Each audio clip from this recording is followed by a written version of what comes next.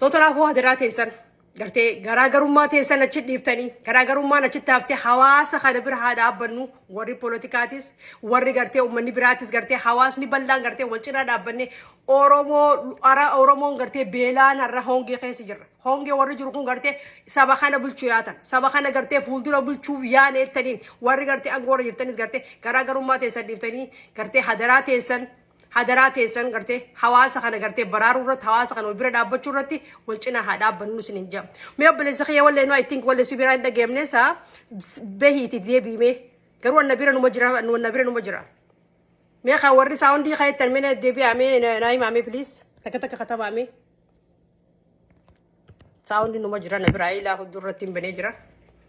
Mee takka naa katabaati na hubachiisa. Hinjuru nan jam cakap kau garu na hubachiisa mee yaada deebi'an na hubachiisa. Kanaafuu gartee okay thank you hayye.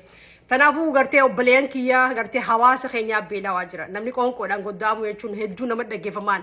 Gartee warri politikaatis gartee NGO adda jira. Gartee yoo nuti dadhabnallee gartee NGO tanatti illee nu himuu danda'uudha. Gartee hadaraa teessan akkuma gartee uummata gartee warra olii kanallee gartee jira qoonqoo ilaachitti ilaatti giraa geessan jiranii sanitti gartee uummanni keenya sagalee dhabee jira. Sagalee tana ta'uu maal miidiyaa kana gubbaarra warra jirtanis gartee saba kanaaf sagalee ta'uudhaaf saba kanaaf gartee wal biraa dhaabbanne lammiidhaaf gartee wal cinaa dhaabbanne gartee Oromoo baraaru, haadha Oromoo baraaru, abbaa Oromoo baraaru, ijoollee Oromoodhaa baraaru maal dirqama sabaa waan qabnuuf wal cinaa dhaabbanne nama keenya baraaru qabnaan isin jechuu barbaadan.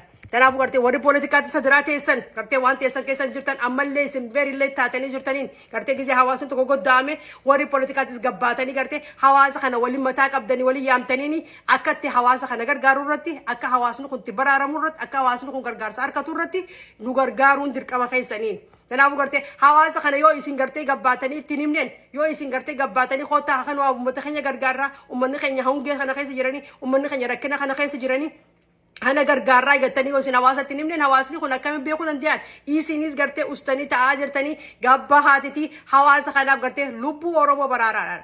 Lubbuu Oromoo baraaruun maali gargaarsa Oromoo godhuun maali gabbaatanii gartee hawaasa kana uummata kanallee kakaasuu danda'uudhaan akka gargaarsa kun guuramu gargaarsa kun gisee guurames akka duritti gartee akkam fakkaane kan goone evidensii gayaa barbaanna fuutanii bika geessan gartee evidensii arkuu barbaanna viidiyoodhaanis gartee guurtanii gartee evidensii gayaa barbaannaan gabbaastanii gartee nu gorsiisuudhaan gargaarsi maqaa Oromoo ni guuramaa bika inni seenuun beeynu jaan nama hicuutu nu gumgumii tana qaba gumgumii tana hawaasa kana keessaa kiliin godhuudhaaf waan guurtan gartee evidensii wajjin geeytanii nama rakkata sangeetanii geessanii fi nu gorsiisuu barbaannaan ammallee gartee warri charchii addunyaa tana gubbaa jirtan Oromoodha warri islaamaa addunyaa tana gubbaa jirtan bika callisnu keessan jirru bika usnu keessan jirru wal cinaa dhaabbannee saba keenyaaf gartee lubbuu saba keenyaa lubbuu hawaasa keenyaa lubbuu Oromoodha lubbuu gartee hawaasa gartee bulchuuf niyyaa qabdan lubbuu hawaasa gartee amma bulchaa jirtan garaagarummaa keessa dhiistanii lubbuu Oromoo baraaruu irratti wal cinaa dhaabbannee waliin Oromoo baraaruu danda'uudhaan Oromoo beelawaa jiran haadha Oromoo beelawaa jiran Oromoon kadhaallee hin beektuun. Gartee rakkattuu sakka baltee agabdeetu mar rakkattee bikkuma sanii duuti malee Oromoon gabbaatee sadarkaa kadhachuun beektuun. Kanaafuu hadaraa teessan gartee wal cinaa dhaabbannee sagalee saba keenyaa ta'uudhaaf hawaasa keenya kana baraaruudhaaf dirqama sabaa dirqama Oromummaa qabna dirqama lammii qabna. Uummanni kun nu bira du'u jechuun uummanni kun nu bira lubbuun namaa badu jechuun nu biratti gartee fafa guddaadha hadaraa teessan